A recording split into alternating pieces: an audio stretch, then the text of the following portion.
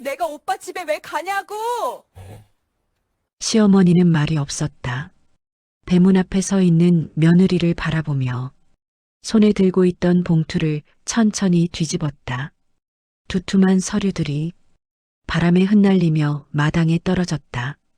증여계약서, 대출 보증 문서, 그리고 결혼 전 며느리 명의로 옮겨준 집과 차의 서류까지 전부였다. 며느리는 얼굴이 하얗게 질렸다. 시어머니는 단 한 문장만 말했다. 오늘부터 이 모든 것 전부 돌려받는다. 그 말이 떨어지는 순간 마당의 공기가 완전히 식었다. 아들도 아무 말 못하고 그저 숨만 고르고 있었다. 며느리는 떨리는 입술로 말했다. 어머니가 왜 이러세요? 제가 뭘 잘못했나요?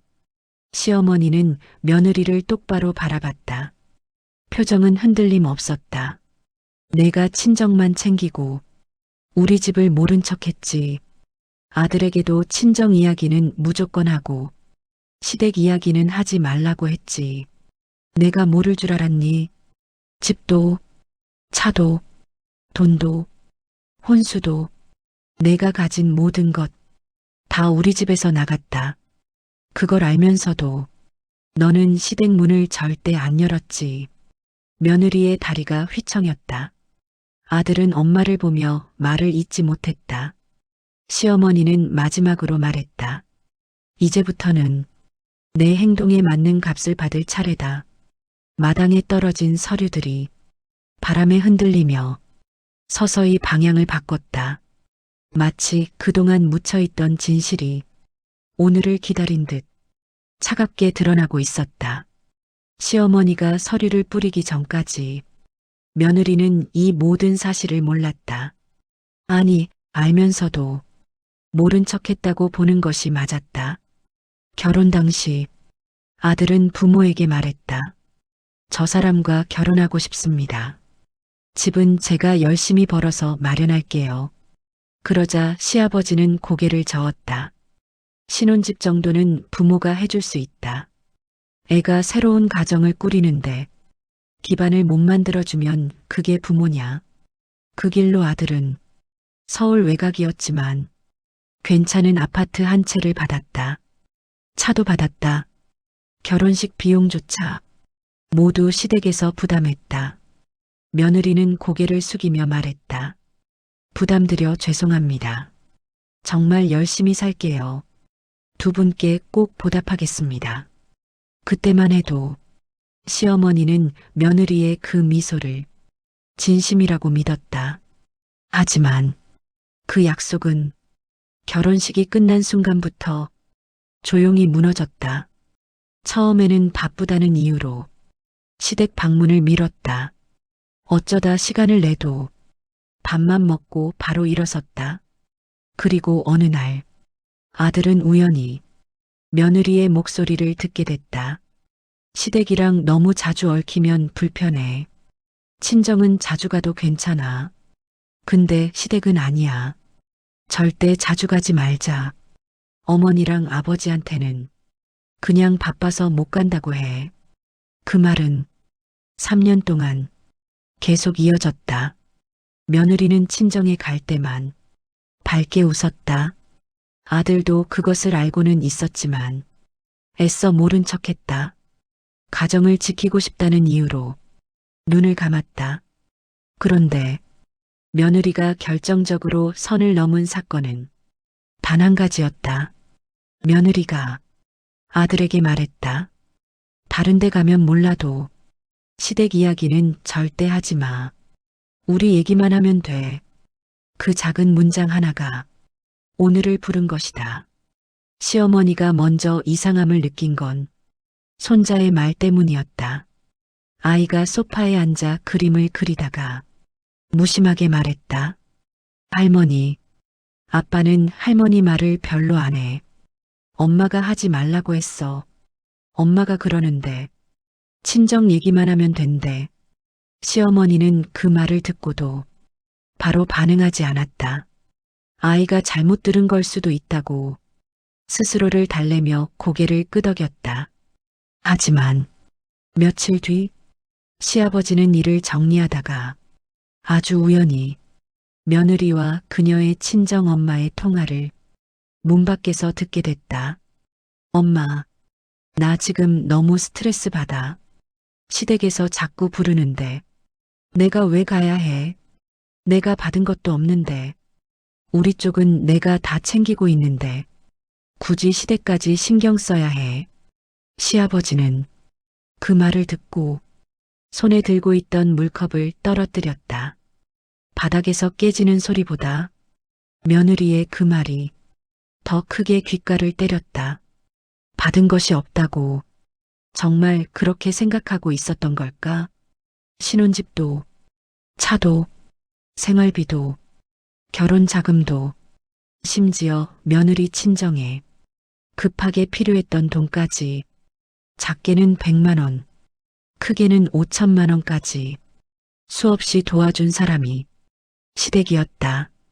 그날 밤 시아버지는 아무 말하지 않았다. 시어머니에게도 말하지 않았다. 그저 책상 위 서류들을 천천히 꺼냈다. 그리고 직접 확인했다. 증여계약서, 통장 기록, 대출 보증 내역, 며느리에게 해준 모든 지원이 도장 하나하나로 남아 있었다. 시아버지는 말이 없었다. 말을 하면 눈물이 쏟아질 것 같았다. 그는 그날 처음으로 며느리를 사람으로 보기 어려웠다. 그날은 평범한 주말이었다.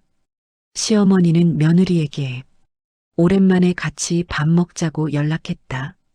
손자도 보고 싶었고 며느리와 마음을 터놓고 이야기해 보고 싶은 작은 바람이 있었다. 하지만 며느리는 짧게 답했다. 오늘은 안 돼요. 친정 엄마가 부르셨어요. 그 문장을 본 순간 시어머니는 무엇인가 안에서 작게 부서지는 소리를 들었다. 그래도 참았다. 참고 또 참았다. 며느리를 미워하고 싶지 않았다. 아들과 손자를 위해 어른이 되고 싶었다. 하지만 그날 저녁 아들이 아이를 데리고 와서 시어머니에게 조용히 말했다. 엄마, 아들이 말했어요.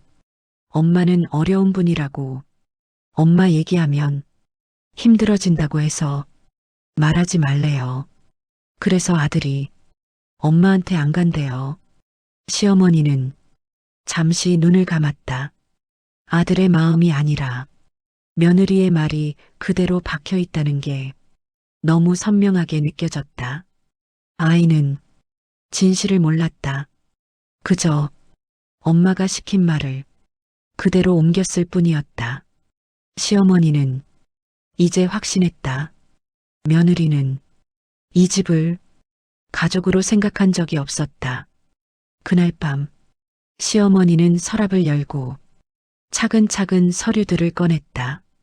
증여 취소, 금전대여 철회, 보증해지, 그리고 며느리가 아예 몰랐던 시댁이 마련해둔 거대한 상속 계획 문서까지 눈앞에 펼쳐진 서류들은 단순한 종이가 아니었다. 며느리가 버린 신뢰, 그리고 시어머니가 품고 있던 마지막 정이었다. 시어머니는 무너지지 않았다. 울지 않았다. 단호하게 한 문장만 중얼거렸다. 이제는 나도 내 할 일을 해야겠다. 그 말은 오늘 아침 마당에서 서류를 뒤집어 흩뿌리게 만든 시작이었다. 다음 날 아침 며느리는 아무것도 모른 채 평소처럼 아이를 어린이집에 맡기고 친정 집으로 향했다. 친정 문을 열자 친정엄마가 반갑게 맞았다. 왔냐? 오늘은 좀 일찍 왔네. 시댁은 또 안 갔지. 며느리는 아무렇지 않은 얼굴로 고개를 끄덕였다. 굳이 가서 신경 쓸 필요 없어요. 어머니, 아버지는 저한테 받은 것도 없잖아요. 우린 우리끼리만 잘하면 돼요. 그 말에 친정엄마는 흡족하게 웃었다. 하지만 그들이 모르는 것이 있었다. 며느리가 시댁을 피하는 동안 시아버지는 몇 년 동안 며느리 친정에 조용히 도움을 주고 있었다. 생활비에 어려움이 있을 때, 친정의 낡은 집을 보수할 때, 빌린 돈이 필요할 때 항상 시댁이 도왔다. 한 번도 조건을 붙인 적이 없었다. 시아버지는 며느리가 말하던 받은 것이 없다는 말에 가장 큰 상처를 받은 사람이었다. 그런데 정말 충격은 이제부터 시작이었다. 며느리는 자신이 가진 모든 것이 시댁에서 나왔다는 사실을 한 번도, 단 한 번도 진짜로 이해한 적이 없었다. 친정엄마도 마찬가지였다. 그들은 그 거대한 바탕을 당연한 정이라 여겼다. 줄 필요 없는 것을 시댁이 준 것이라고 한 번도 생각하지 않았다. 며느리는 커피를 마시며 친정엄마에게 떠들듯 말했다. 어차피 시댁은 저 없으면 아무것도 못해요. 우리 쪽이랑 비교가 되나요? 엄마가 있어서 내가 이렇게 편하게 살잖아요. 그러자 친정엄마는 며느리의 손등을 가볍게 쳤다. 맞다. 내 친정은 널 최우선으로 생각하지. 내가 잘 살아야 우리도 잘 사는 거다. 시댁은 원래 무섭고 까다로운 곳이야. 신경 쓰지 마라. 앞으로도 거기 너무 가지 마라. 그 둘의 대화는 한마디도 시댁을 사람으로 보지 않았다. 그들의 말은 조용히 시아버지의 가슴 한가운데 또 하나의 칼날이 되어 박히고 있었다. 왜냐하면 그 시간 시어머니와 시아버지는 서류를 정리하며 마지막 결정을 내리고 있었기 때문이다. 시어머니가 말했다. 오늘 정말 끝내자. 우리가 준 건 우리가 걷어오는 게 맞다. 저 아이가 우리 집이 준 것을 그렇게 가볍게 버렸다면 이제부터는 그에 맞는 삶을 살겠지. 시아버지는 무겁게 고개를 끄덕였다. 한 번도 며느리를 미워한 적 없었지만 이제는 더 이상 지킬 이유도 남아있지 않았다. 그날 오후 아들은 퇴근 후 아이를 데리러 갔다. 평소처럼 아들은 아이 손을 잡고 집으로 돌아오려 했지만 아이의 표정이 어쩐지 밝지 않았다. 아들은 무릎을 굽히며 물었다. 왜 기운이 없어? 오늘 무슨 일 있었어? 아이는 조용히 말했다. 아빠, 엄마가 그러는데 할머니는 우리 편이 아니래. 엄마만 믿으래. 할머니한테 너무 가까이 가지 말래. 할머니 집 가면 엄마 힘들어진대. 그 말은 아들의 가슴을 그대로 갈랐다. 아이는 죄가 없다. 그저 엄마가 가르친 그대로 말하고 있을 뿐이었다. 아들은 아이를 안아 올렸다. 숨이 막힐 정도로 마음이 무거웠다. 아내가 자신의 부모를 이렇게까지 아이에게 틀어막고 있었다니. 집에 도착하자 며느리는 아무렇지 않은 얼굴로 말했다. 왔어요. 오늘 엄마 집 갔다 왔는데 잘했다는 말을 들었어요. 아는 사람도 오고 도움도 많이 받고 왔어요. 아들은 천천히 입을 열었다. 아이가 엄마가 한 말을 그대로 말하더라. 우리 부모 얘기 절대 하지 말라고. 우리 집에는 가지 말라고. 그게 사실이야. 며느리는 순간적으로 표정을 굳혔다. 하지만 금세 평정심을 되찾고 말했다. 아이가 잘못 이해한 거예요. 아이들은 원래 말을 섞다 보면 생각이 헷갈리기도 해요. 저는 절대 그런 말 한 적 없어요. 아들은 며느리를 바라보았다. 그 눈에는 평소엔 없던 흔들림이 있었다. 정말이야. 단 한 번도 하지 않았어. 네, 당연하죠. 저는 시댁을 존중해요. 그 말은 너무 매끄럽고 너무 준비되어 있었다. 그 순간 아들은 알았다. 아내는 티도 안 나게 부모를 고립시키고 자신의 편만 만들고 있었던 것이다. 평생 한 번도 자신의 부모를 무시하지 않았던 아들은 그날 처음으로 아내가 무섭다고 느꼈다. 대화는 더 이어지지 않았다. 아들은 아이를 안고 조용히 방으로 들어갔다. 며느리는 아들의 등을 보며 말했다. 내가 이렇게까지 해도 당신이 엄마 아빠 편이면 나는 진짜 힘들어져요. 나를 먼저 생각해줘야죠. 그 말은 아들의 등을 향해 천천히 떨어지는 철문처럼 무겁고 차갑게 울렸다. 그리고 그 시간 시댁에서는 모든 법적 준비와 문서 처리가 완료되고 있었다. 저녁 무렵 아들은 부모님 집으로 조용히 향했다. 아이를 데리고 가면 분명 아내가 또 문제를 삼을 테니 혼자 움직였다. 문을 열자 시어머니와 시아버지는 평소와 다르게 말없이 식탁에 앉아 있었다. 아들은 깊게 머리를 숙였다. 엄마, 아버지, 죄송합니다. 그동안 제가 제대로 보지 못했습니다. 시아버지는 천천히 아들의 손등을 감싸며 말했다. 내가 잘못한 게 아니다. 어른들 문제를 내가 끌어안고 살 필요 없다. 그동안 내가 얼마나 힘들었을지 우린 다 알고 있다. 아들은 그 말에 숨을 멈춘 듯 조용히 눈을 떴다. 시어머니가 정리해둔 서류철을 꺼내 아들에게 건넸다. 이건 오늘 너희 집에 갈 서류다. 증여 취소, 금전 회수, 보증해지, 그리고 상속 명단 변경까지 전부 마무리했다. 아들은 서류를 넘기는 손이 떨렸다. 집도, 차도, 며느리 명의 통장에 들어간 돈도 전부 다 서류 한 장으로 사라지는 순간이었다. 엄마, 이걸 정말 하셔야겠어요. 시어머니는 차분하게 고개를 끄덕였다. 우리도 사람이다. 준 걸 걷어오는 데에는 이유가 있어야 한다. 하지만 지금은 이유가 너무 많다. 너나 손자를 위한 게 아니라 그 아이 스스로가 만든 결과다. 시아버지가 말했다. 수십 년 일궈온 재산이 누군가의 무시와 오만을 위해 쓰였다고 생각하니 도리가 아니다. 우리가 준 건 너희 가정을 위한 밑바탕이었지. 멸시받으라고 준 게 아니다. 아들은 고개를 숙였다.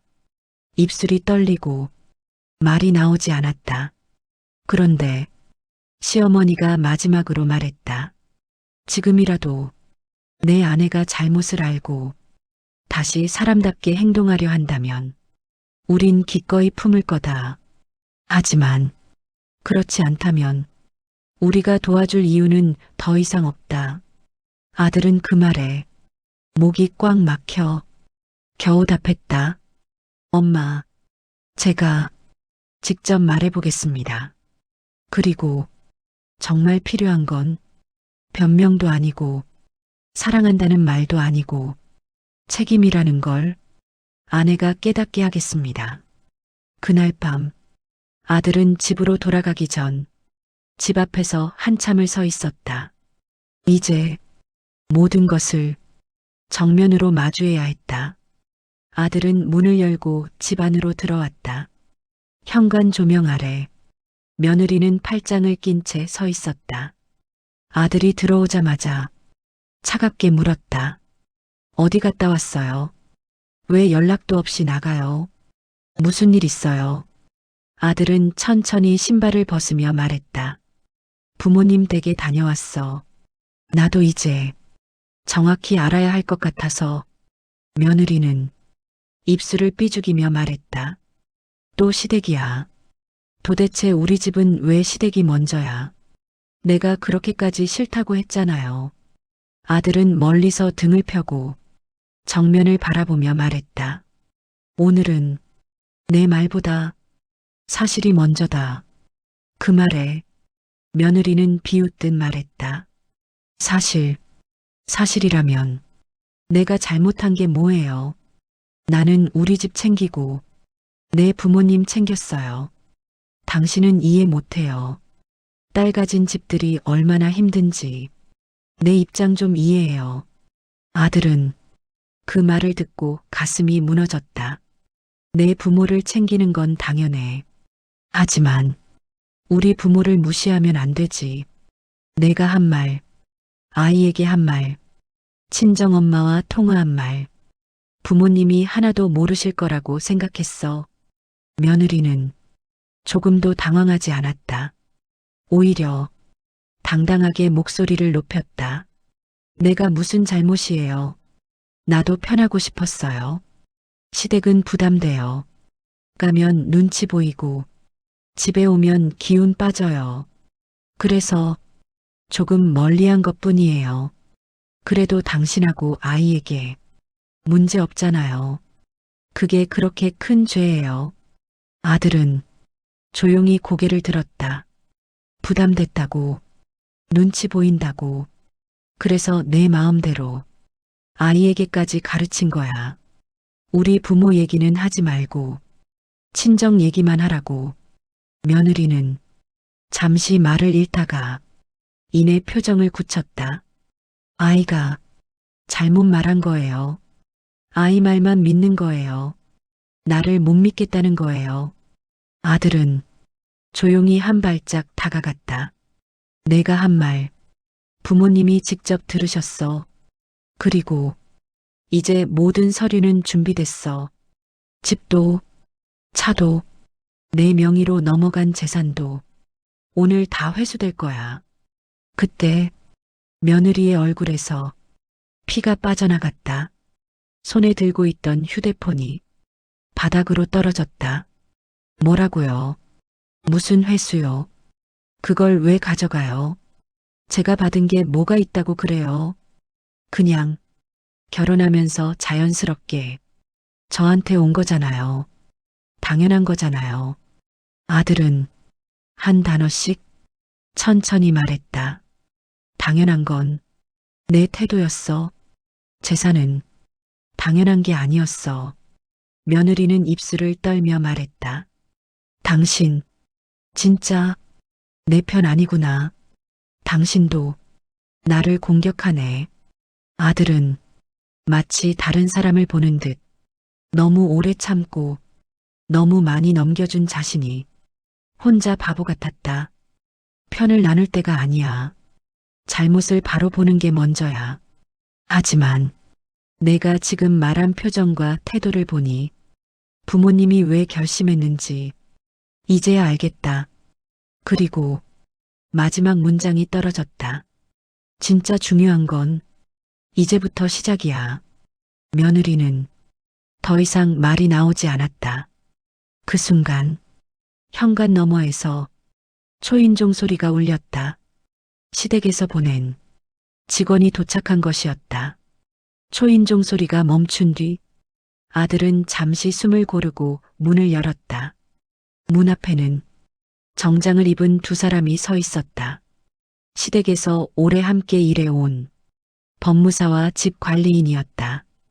둘은 아들에게 고개를 숙인 뒤 차분하게 말했다. 지시받은 대로 서류 전달 및 확인하러 왔습니다. 그 말이 들리는 순간 며느리의 표정이 완전히 달라졌다. 두 눈을 크게 뜨고 거실로 한 걸음 물러섰다. 잠깐만요. 방금 뭐라고 하셨어요? 법무사는 아주 공손한 태도로 말했다. 증여 철회, 금전 회수, 그리고 기타 재산 정리가 오늘 완료됩니다. 명세서는 여기 있습니다. 그는 두꺼운 파일을 꺼내 거실 테이블 위에 올려두었다.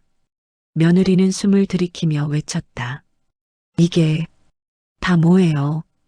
왜 우리 집에서 이런 걸 처리해요? 그냥 말로 하면 되잖아요. 이건 너무 심한 거 아니에요. 법무사는 담담하게 말했다. 말로만 해결되지 않아서 이렇게 온 것입니다. 며칠 전부터 준비되어 있었습니다. 며느리는 아들에게 몸을 돌려 소리 질렀다. 당신, 이걸 알고 있었어요. 이걸 다 알고 있었어요. 왜 나한테 말 안 했어요? 아들은 표정 하나 변하지 않고 말했다. 말해도 내가 들었을까? 내가 지금 하는 말 들어보면 답이 보이지 않아. 며느리는 숨을 쉬는 것도 버거워 보였다. 당신 부모님, 어떻게 이럴 수 있어요? 내가 뭘 얼마나 잘못했다고. 집을 가져가요. 차를 가져가요. 이건 너무 잔인해요. 그때 법무사가 조용히 말했다. 며느님, 오해하지 마시기 바랍니다. 집과 차량은 원래 시댁 소유였고 며느님 명의로 잠시 옮겨둔 것입니다. 조건 없는 증여였습니다. 그러나 증여자는 언제든 철회할 권리가 있습니다. 특히 가정 내 배려와 신뢰가 훼손된 경우 법적으로도 가능한 조치입니다. 며느리는 바닥을 짚으며 속삭였다. 그런 게 어디 있어요? 나는 아무것도 몰랐어요. 그냥 자연스럽게 받은 건 줄 알았어요. 그냥 결혼하면 다 그렇게 되는 줄 알았어요. 친정은 아무도 안 도와줬으니까 나는 당연한 줄 알았다고요. 아들은 조용히 말했다. 그 당연함이 모든 걸 잘라버린 거야. 그게 가장 큰 문제였어. 법무사는 이어 말했다. 지금 바로 진명의 이전 서류와 금전 회수 문서를 확인하시면 됩니다. 며느님 서명 부분은 법적으로 선택사항이 아닙니다. 이미 철회가 성립되어 있습니다. 오늘은 통보와 확인 절차뿐입니다. 며느리는 입을 열었지만 말이 나오지 않았다. 그제서야 그녀는 처음으로 깨달았다. 자신이 아무리 시댁을 외면하고 친정만 바라봐도 재산은 감정과 무관하다는 것을, 신뢰가 무너지면 모든 게 무너진다는 것을, 그리고 무엇보다 가장 무거운 진실, 그동안 자신이 누려온 모든 편안함은 친정이 아닌 시댁이 만든 것이었다는 사실, 그 조용한 깨달음이 며느리의 어깨를 서서히 가라앉히고 있었다. 며느리는 혼란에 빠진 얼굴로 서류철을 뒤적였다. 그 안에는 그녀가 몰랐던 사실들이 줄줄이 적혀 있었다. 신혼집 대금 전액, 혼수 일부 비용, 차량 구입 비용, 생활비 지원 내역, 며느리 친정에 급히 보내준 목돈 기록, 친정집 보수 공사비 지원, 친정엄마 의료비 일부 부담. 며느리의 손끝이 흔들렸다. 이게 다 뭐야? 이게 왜 여기 있어? 엄마한테 준 돈이 왜 여기 있는 거야? 우리 집은 그냥 힘들어서 잠깐 빌린 것뿐이었는데 그걸 왜 기록해놨어? 법무사가 차분하게 말했다. 대여와 증여는 기록을 남겨야 합니다.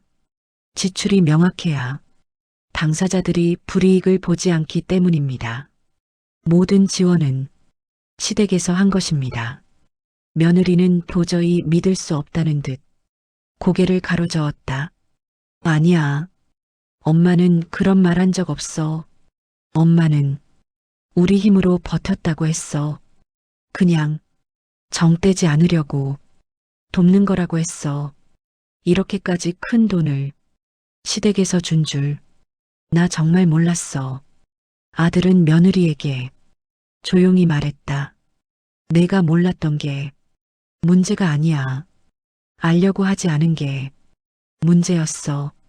그 말은 며느리의 가슴에 조용히 박혔다.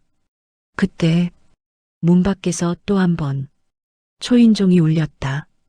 아들이 문을 열자 이번엔 며느리 친정엄마가 서 있었다. 그녀는 예상보다 훨씬 더 불안한 얼굴이었다. 무슨 일이야?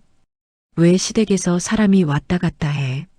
아까 전화했는데 전화를 안 받아서 걱정돼서 뛰어왔어. 무슨 일인데 그래? 며느리는 겨우 목소리를 냈다. 엄마, 엄마, 이게 뭐야? 여기, 우리 집에 준 돈이 다 기록돼 있어. 엄마, 나 진짜 몰랐어. 이게 다 뭐야? 친정엄마의 얼굴이 짧게 굳었다. 하지만 곧 억지 웃음을 지었다. 아이고, 그거야 그냥 잠깐 도움받은 거지. 너무 어렵다니까. 그 집에서 조금 도와준 것뿐이야. 그걸 왜 이렇게 크게 적어놨어? 이건 너무했다. 우릴 무슨 빚쟁이처럼 만들려고. 법무사는 조용히 말했다. 어머니, 안 그래도 설명드리려 했습니다. 이 금액들은 모두 대여 혹은 증여로 시댁에서 정식 처리한 내역입니다. 법적으로 모두 남아 있습니다. 오늘은 회수 및 철회 안내일 뿐입니다. 친정엄마의 표정이 단번에 무너졌다. 눈동자가 흔들리고 입술이 떨리기 시작했다. 그녀는 며느리를 붙들고 말했다. 이게 진짜야. 엄마가 그 집 도움 많이 받았어. 근데 너도 알잖아. 우리 사정이 얼마나 힘든지. 엄마 혼자서는 도저히 해결 못했잖아. 나중에 갚으려고 했지. 근데 너한테는 말 못했어. 혹시라도 내가 부담될까봐. 그냥 며느리는 등이 천천히 무너져 내렸다. 그녀가 그토록 믿고 따른 친정엄마가 가장 숨기고 있던 사실, 그녀가 시댁을 무시하고 멀리했던 동안 친정은 시댁의 도움 위에 서 있었다는 사실. 며느리는 떨리는 목소리로 말했다. 엄마, 그럼 나는 뭐야? 나는 시댁 도움으로 살면서 시댁을 욕한 거야. 나는 뭘 자랑한다고 그렇게 말한 거야. 친정엄마는 울먹이며 딸의 손을 꼭 잡았다. 엄마가 잘못했어. 미안하다. 진짜 미안하다. 근데 지금은 어떻게든 잘 말해보자. 이대로 가면 너도 우리도 다 끝장난다. 그러나 그 말을 들은 아들은 표정을 굳히며 말했다. 그 잘 말해보자가 지금까지 만든 결과야. 말로 덮고, 말로 숨기고, 말로 피하고, 그래서 이 지경까지 온 거야. 정적이 거실을 꽉 채웠다. 며느리는 더 이상 핑계를 찾을 수 없었다. 모든 것이 드러났기 때문이다. 친정엄마의 숨가쁜 변명, 며느리의 무너진 표정, 아들의 단호한 눈빛, 그 혼란스러운 공기가 거실을 가득 채우고 있을 때 초인종이 또 한 번 울렸다. 아들은 문을 향해 천천히 걸어갔다. 그리고 문을 열었을 때 세 사람은 동시에 굳어버렸다. 시어머니가 서 있었다. 평소처럼 차분한 옷차림, 단정한 머리, 그리고 흔들림 없는 눈빛. 시어머니는 아들에게 먼저 말했다. 들어가도 되겠니? 아들은 조용히 고개를 끄덕였다. 문이 닫히는 순간 거실의 공기는 하나도 움직이지 않았다. 시어머니는 천천히 둘러보았다. 바닥에 떨어진 휴대폰, 테이블 위에 쌓인 서류, 무너진 표정의 며느리, 굳은 얼굴의 아들, 그리고 낯빛이 하얘진 친정엄마. 하지만 시어머니의 눈동자는 어떤 감정도 담고 있지 않았다. 아들이 말했다. 엄마, 이제 다 말할 시간이야. 시어머니는 아들을 지나 거실 중앙으로 걸어왔다. 그리고 서류철을 천천히 손끝으로 정리하더니 의자에 앉아 딸처럼 불러 며느리를 바라보았다. 너, 여기 앉아라. 며느리는 손이 떨려 의자에 제대로 앉지도 못했다. 시어머니는 오랫동안 말없이 며느리를 바라보았다.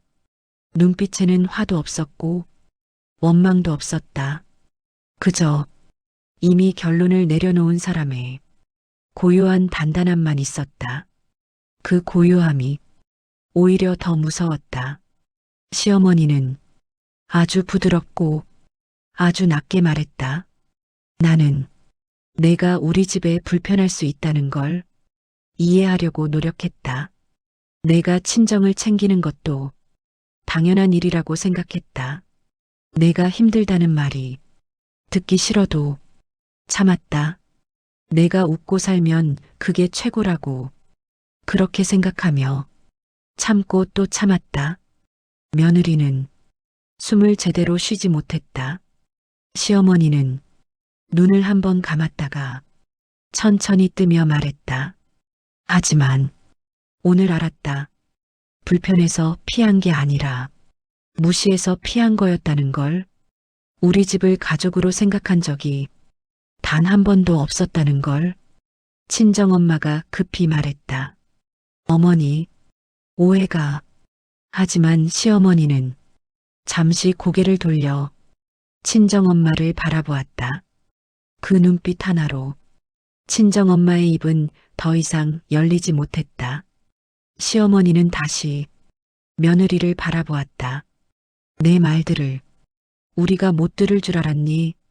아이에게 가르친 말들, 내 부모에게 말한 말들, 그리고 우리를 당연하게 여기며 조금도 고마워하지 않았던 태도.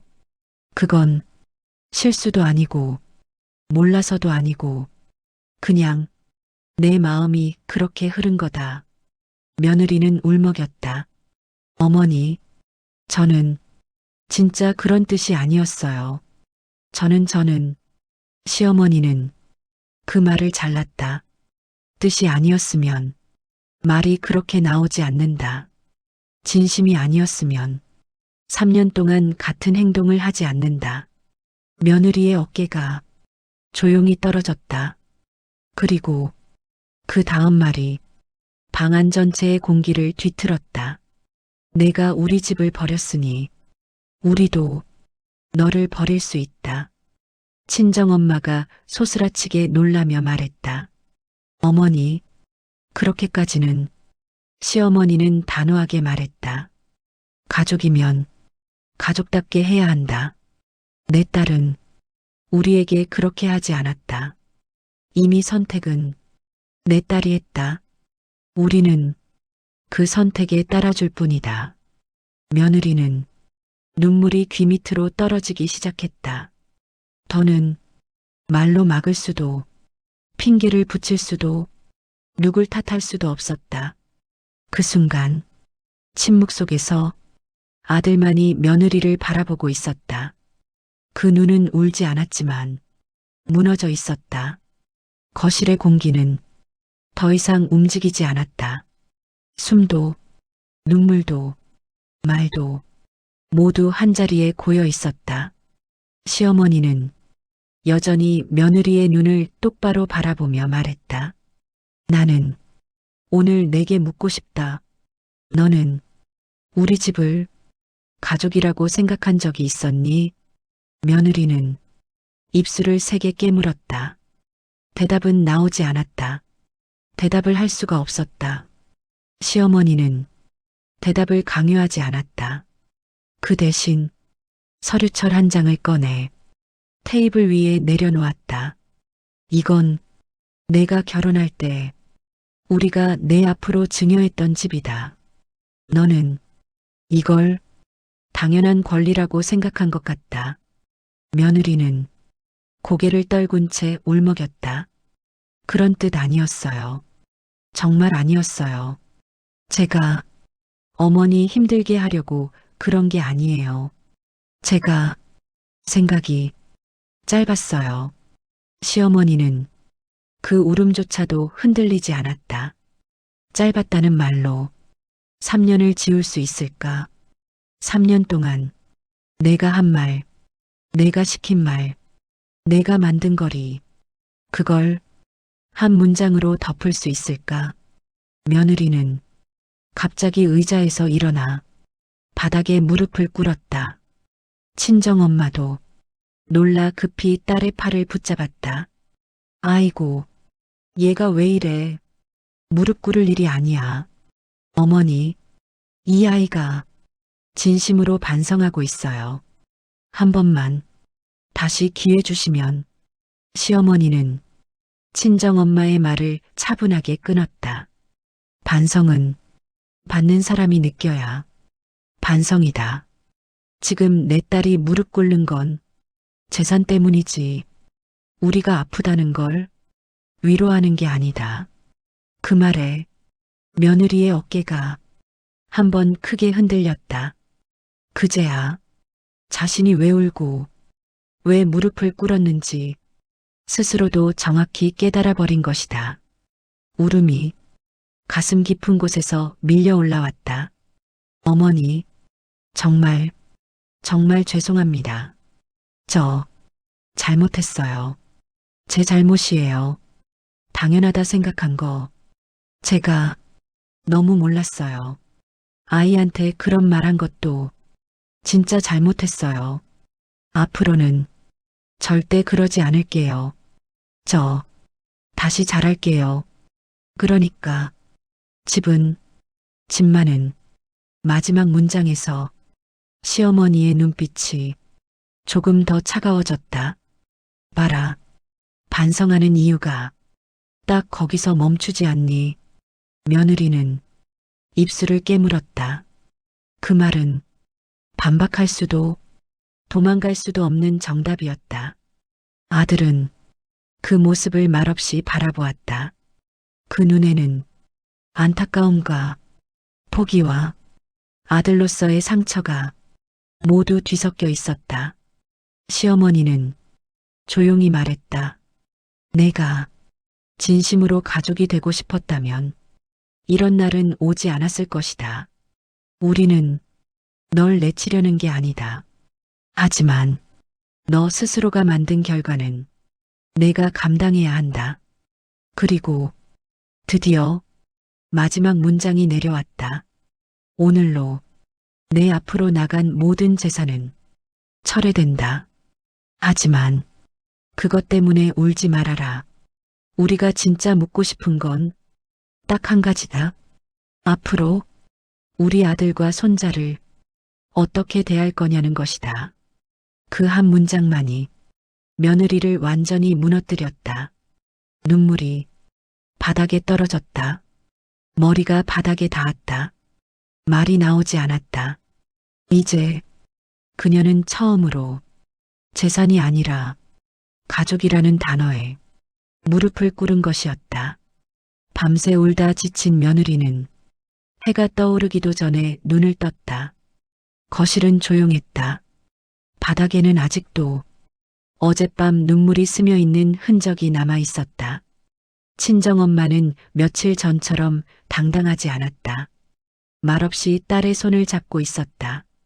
아들은 침묵 속에서 아이의 도시락을 챙겼다. 평소에는 며느리가 하던 일이었지만 오늘만큼은 아들이 아무 말 없이 했다. 그 조용함이 며느리를 가장 아프게 했다. 재산보다 이 침묵이 더 무서웠다. 아들은 마지막 끈을 붙잡듯 말했다. 오늘 아침에 시댁에서 법무사와 관리인이 다시 와. 정리 절차를 마무리하러 올 거야. 집 명의도 돌아가고 차도 회수돼. 우리는 당분간 친정옆 전세로 들어가야 할 거야. 며느리는 숨을 제대로 들이쉬지 못했다. 당신 정말 이렇게까지 해야 해. 내가 그렇게 못된 사람이야. 그동안 가정 지키려고 얼마나 노력했는데 친정도 다 나 때문에 도와준 건데 왜 이해해주지 못해? 아들은 천천히 고개를 들었다. 그동안 너는 너만 지키려고 했어. 가정을 지키는 게 아니라 너 자신만 지키려고 했어. 가족이라는 말을 한 번도 행동으로 보여준 적 없었어. 이제 대가는 피할 수 없어. 그 말이 떨어지는 순간 초인종이 울렸다. 친정엄마가 몸을 떨며 말했다. 또 왔어. 딸아, 이제 어떡하니? 우리 어디로 가서 살아야 하니? 엄마도 너 때문에 너무 무서워졌다. 며느리는 홈쇼핑 박스처럼 평생 쌓아온 오만함과 착각이 단숨에 무너져 내리는 소리를 들었다. 아들은 문을 열었다. 두 사람의 발걸음이 집 안으로 들어왔다. 법무사와 관리인이었다. 그들의 얼굴에는 감정이 없었다. 그저 정해진 절차를 처리하러 온 사람들이었다. 법무사가 말했다. 오늘은 최종 서류 확인 절차입니다. 집과 차량 명의는 지금 바로 이전 처리에 들어갑니다. 금전 회수 내역 역시 확인 서명이 필요합니다. 며느리의 손이 가늘게 떨렸다. 잠깐만요. 저 어제 다 말씀드렸잖아요. 저 진짜 반성하고 있어요. 어머니께도 정말 죄송하다고 다시 잘할게요. 우리 처음부터 다시 시작하면 안 돼요. 이 서류들만, 이것만은. 법무사는 짧게 말했다. 사과는 받는 사람이 평가합니다. 서류는 준 사람이 결정합니다. 그 말은 장식이 없는 단단한 진실이었다. 며느리는 천천히 바닥에 주저앉았다. 더 이상 입에서 나올 말이 없었다. 그때였다. 현관 밖에서 차 소리가 멈췄다. 아들은 익숙한 그 소리만 듣고도 알았다. 엄마다. 시어머니가 집 안으로 들어왔다. 어젯밤과 같은 표정이었다. 흔들림 없고 차분하고 단단한. 시어머니는 며느리에게 눈을 맞추며 말했다. 오늘이 내 선택의 날이다. 며느리는 천천히 고개를 들었다. 눈물로 젖은 얼굴이 조금도 강하지 않았다. 그제야 시어머니의 다음 문장은 무릎을 꿇는 순간보다 더 아프게 들어왔다. 재산은 오늘로 끝이 난다. 이건 이미 정해진 거다. 하지만 너와 우리 가족의 인연은 끝날지 지켜질지 오늘 내가 결정해라. 재산 때문이 아니라 사람 때문에 결정해라. 며느리의 가슴이 천천히 무너져 내렸다. 그녀는 처음으로 깨달았다. 오늘 잃는 것은 집도 차도 돈도 아니었다. 가족이었다. 시어머니가 거실로 걸어오자 법무사와 관리인은 조용히 한쪽으로 물러섰다. 공기는 무겁고 침묵은 길었다. 며느리는 손등으로 눈물을 닦으며 천천히 고개를 들었다. 시어머니는 의자에 앉지 않았다. 그저 며느리 앞에 조용히 섰다. 아래에서 올려다보는 며느리와 위에서 내려다보는 시어머니의 시선이 처음으로 정확히 마주쳤다. 시어머니는 말했다. 울어도 된다. 오늘은 울어도 된다. 하지만 왜 우는지는 내가 정확히 알아야 한다. 며느리는 떨리는 목소리로 말했다. 어머니, 저 잘못했어요. 제가 너무 몰랐어요. 저 당연하다고 생각했던 게 다 잘못이었어요. 이 집이 저를 얼마나 도와줬는지 정말 몰랐어요. 엄마가 아무 말 안 해서 저도. 시어머니는 며느리의 말을 끊었다. 내 친정 엄마 때문이 아니다. 내 남편 때문도 아니다. 내가 선택하고, 내가 말하고, 내가 행동한 것이다. 내가 우리 집을 모른 척했기 때문에 이 자리까지 온 거다. 며느리의 눈에서 눈물이 터졌다. 친정엄마도 울먹이며 말했다. 어머니, 이 아이가 이렇게 무릎 꿇고 울잖아요. 한 번만 기회를 주시면 안 될까요? 우리 딸 다시 시작할 수 있어요. 이 아이가 착한 아이라서. 그러나 시어머니는 조금도 흔들리지 않았다. 그 이유는 이미 너무 많은 상처가 오래전부터 쌓여 있었기 때문이다. 시어머니는 테이블 위에 서류들을 가리켰다. 내가 가진 재산은 오늘로 모두 끝난다. 집도, 차도, 통장도 이제 다시 원래 자리로 돌아간다. 이건 확정된 일이다. 이건 잘못에 대한 결과다. 이건 끝일 뿐, 벌이 아니다. 며느리의 울음이 더 깊어졌다. 그럼 저는 이제 어떻게 해야 해요? 저 어머니께 잘할게요. 다시 가정을 위해 살게요. 진짜, 정말로. 그 순간 시어머니는 단 하나의 질문만 던졌다. 그 질문은 재산보다 더 무겁고 책임보다 더 깊었다. 그러면 묻겠다. 내가 울지 않고 무릎 꿇지 않고 재산 이야기가 없었다면 너는 우리 집 문을 열었겠니? 며느리는 그 자리에서 숨이 멎은 듯 멈춰섰다. 그 어떤 변명도, 그 어떤 이유도 그 질문 앞에서는 비어 있었다. 눈물이 바닥으로 또다시 떨어졌다. 아마 아니었을 거예요. 어머니께 솔직히 말할게요. 저는 시댁이 부담스럽고 싫었어요. 근데 우리 집 도움받은 건 몰랐어요. 제가 정말. 시어머니는 고개를 천천히 끄덕였다. 그래, 솔직해서 고맙다. 오늘 처음으로 너를 사람으로 보고 있다. 재산은 돌아간다. 하지만 너와 우리 집의 인연은 오늘부터 다시 시작할 수도 있다. 재산이 아니라 사람 때문에. 며느리는 눈을 감고 두 손으로 얼굴을 가렸다. 처음이었다. 진짜 눈물이었다. 재산이 아니라 가족에 대한 눈물. 아들은 그 모습을 보며 숨을 길게 내쉬었다. 오늘 한 사람의 오만이 꺾인 날이기도 했지만 한 사람의 눈이 처음으로 열린 날이기도 했다. 며느리는 눈물을 닦을 힘도 남지 않은 듯 바닥에 천천히 앉았다.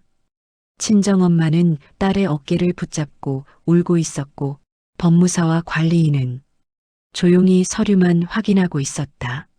하지만 그 공간을 움직이는 건 오직 시어머니의 목소리뿐이었다. 시어머니는 며느리 앞에 천천히 무릎을 굽혔다. 처음이었다.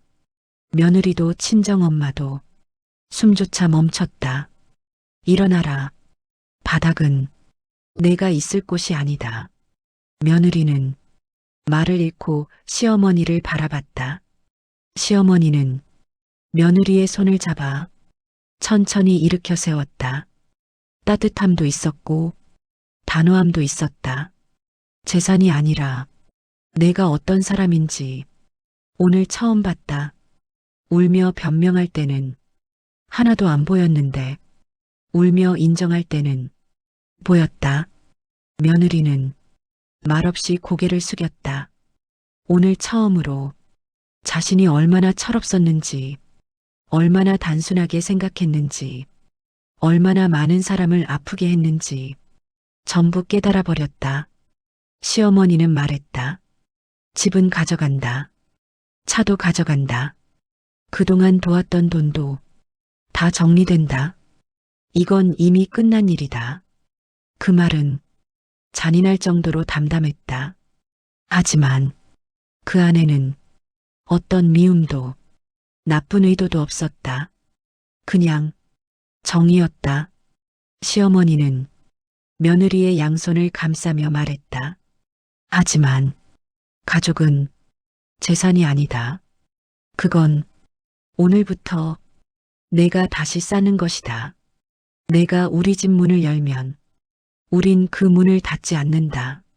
하지만 내가 또다시 닫으면 우린 더 이상 열어주지 않는다. 며느리는 손등을 꼭 잡고 떨리는 목소리로 말했다. 어머니, 저 다시 잘할게요. 정말 잘할게요. 저 다시 가족으로 살고 싶어요. 시어머니는 그 고백을 듣고도 쉽게 고개를 끄덕이지 않았다. 이런 말은 수없이 들어왔기 때문이다. 대신 아들을 바라보며 말했다. 내가 듣고 판단해라. 이 아이가 지금부터 어떻게 사는지 내가 가장 잘 볼 사람이다. 맞다고 생각되면 우린 너를 믿는다. 아니라고 느끼면 그때도 너를 믿는다. 아들은 숨을 천천히 들이마셨다. 그 얼굴에는 무너짐도 있었고 희망도 있었다. 둘 다 진짜였다. 아들은 말했다. 정말 마지막 기회다.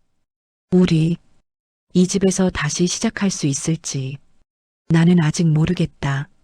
하지만 넌 오늘 처음으로 내 눈을 보고 말했다. 그게 처음이었다. 며느리는 눈을 붉힌 채 고개를 끄덕였다.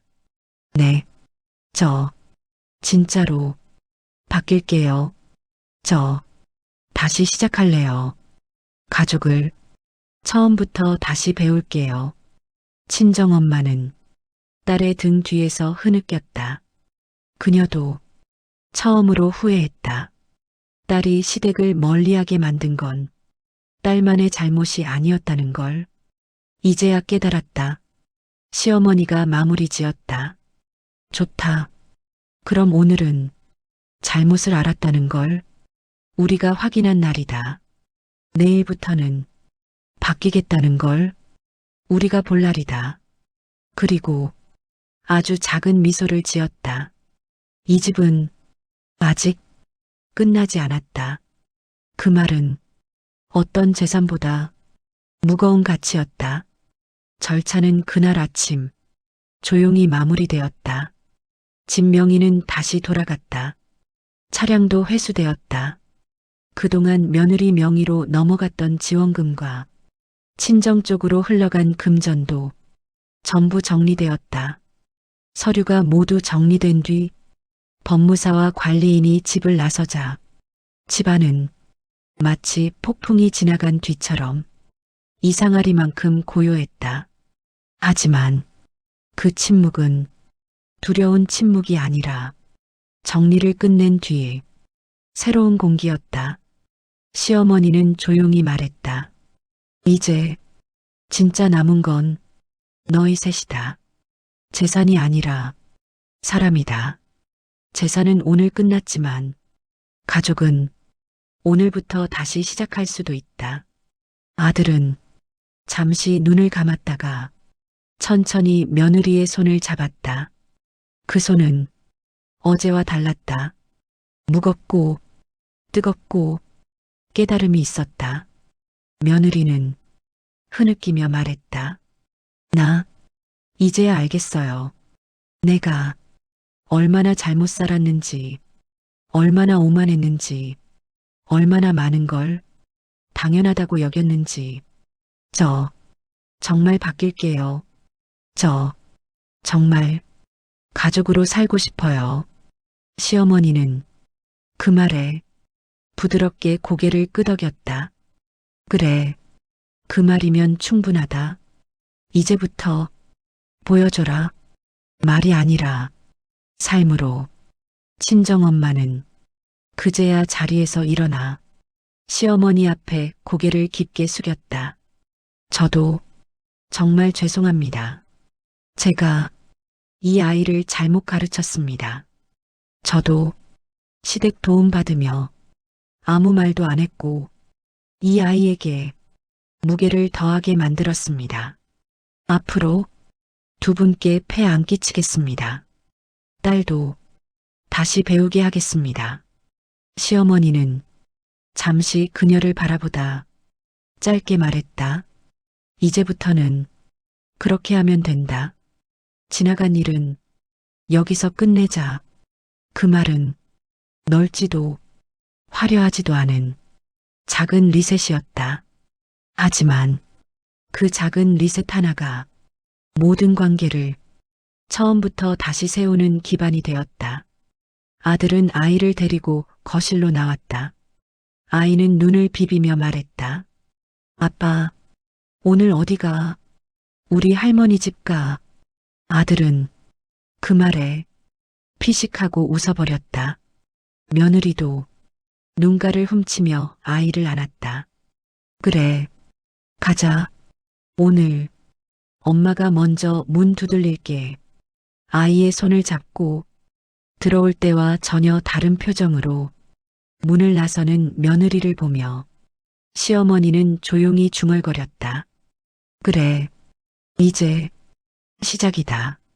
문이 닫히자 그 집 안에는 재산을 잃은 사람이 아니라 사람을 되찾은 가족의 가벼운 숨이 남아 있었다.